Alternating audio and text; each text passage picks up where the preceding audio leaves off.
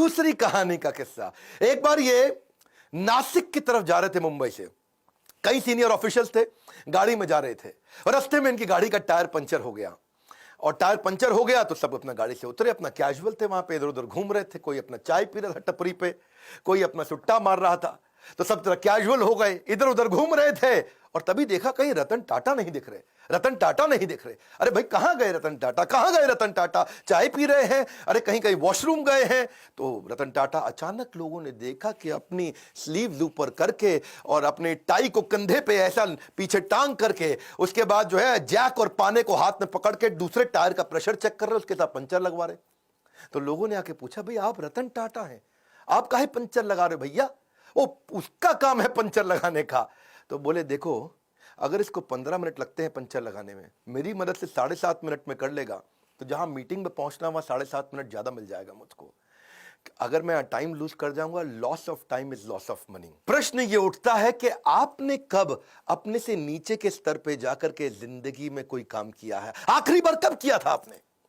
कब आपने अपने स्तर से नीचे उतर करके दूसरों की मदद करी थी? रतन टाटा जिंदगी भर सिखाते रहे, leadership is not position, it is action.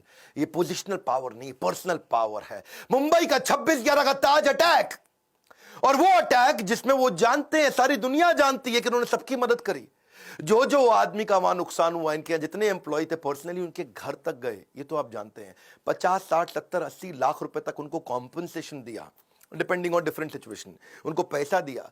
इतना ही नहीं, सबको जिंदगी भर के लिए एक मेडिकल काउंसलर भी दिया। किसी को साइकोलॉजिकल डिप्रेशन हुआ, कोई टेंशन हुआ, क्योंकि इतनी गोलियां बमबारी हुई थी वहां, जिंदगी भर के लिए उनको डॉक्टर भी दिया। जिसका देहांत हुआ उसको पहले 50, 60, 70, 80 लाख रुपए तो दिया, पर साथ में उसकी बची हुई जितनी नौकरी थी, उसकी पूरी जिंदगी की आखिरी जो सैलरी थी वही तनख्वाह उसको जिंदगी भर दी। उसके बाद उसके घर में, परिवार में बच्चों की एजुकेशन की, मैरिज की, मेडिकल की, सबकी रिस्पॉन्सिबिलिटी ली। ऐसे थे रतन टाटा, जिंदगी भर की रिस्पॉन्सिबिलिटी ली। और अगर तुमने कोई कर्जा लिया तो वो कर्जा भी माफ किया। इतना ही नहीं कि जो लड़का पहला महीना हुआ है आके, पहला दूसरा दिन हुआ है, ऐसा भी एक लड़का था। ऐसे भी कुछ लड़के थे जिनको बिल्कुल अभी होटल में ज्वाइन ही किया था, ट्रेन ही थे, उनको भी ऐसे ही पूरा कॉम्पनसेट किया। ये सब तो सब समझते हैं, पर जो बात जिसने मुझे हैरान कर दिया, जिसके कारण मैं भी अपनी कंपनी में स्टैंडर्ड को चेंज कर रहा हूं, वो ये है कि उन्होंने अपने होटल वालों की तो मदद करी, बाहर आसपास बाजार में जो पुलिस वालों को गोली लगी उनको भी उन्होंने कॉम्पनसेट किया। वहां पेडेस्ट्रियन जो राही चल रहे थे, वहां पे राहगीर थे, चाय वाला था, भेलपुड़ी वाला था, गुब्बारे वाला, पाव भाजी वाला, पान की दुकान, टपरी, जिनको टाटा ग्रुप से कोई मतलब नहीं, उनको भी इन्होंने मॉनिटरी भी पैसे से भी मदद करी और साथ में टाटा ग्रुप में नौकरी भी दिलाई। और ये सब कुछ उन्होंने केवल 20 दिन में कर लिया। दूसरी तरफ एक लड़की थी देविका, सीएसटी स्टेशन पे, उसने अजमल कसाब को रिकॉग्नाइज किया था। छोटी लड़की थी, 10, 11, 12 साल की। और उसको उसके पिता और उसके भाई जेंट्स वॉशरूम गए थे, छोटी बच्ची को बाहर 2 मिनट छोड़ करके, और उसको सामने से आके गोली मारी। उसी ने अजमल कसाब को आकर के बाद में कोर्ट में पहचाना था। आज रतन टाटा ने तो 20 दिन के अंदर कॉम्पनसेशन कर दिया सब कुछ। 20 दिन में फटाफट कमेटी बना के सबको मुआवजा दिया, सबकी मदद करी, सबके साथ खड़े हो गए। और तब 2008 से 2020 हो गया, एक 20 दिन, एक 2020, 20 डेज, 2020।